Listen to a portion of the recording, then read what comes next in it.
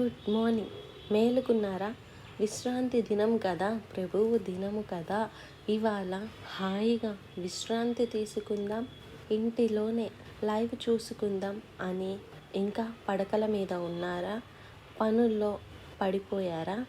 కొంతమంది పనులన్నీ ఆదివారానికి పక్కన పెట్టుకుంటారు.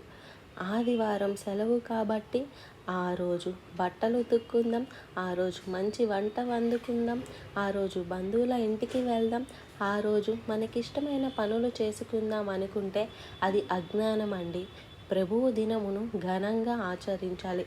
వ్యాపారం చేయక, ఇష్టమైన పనులు చేయక, నీ సొంత పనులు చేసుకుంటూ కూర్చోక, నా దేవుని సన్నిధికి వెళ్ళాలనే ఆశతో పరుగులెత్తాలి. నువ్వు దీవించబడతావు. నువ్వు కష్టపడి చేసుకున్న దానికంటే ప్రభువు సన్నిధిలో నువ్వు పొందుకున్న ఆశీర్వాదాలు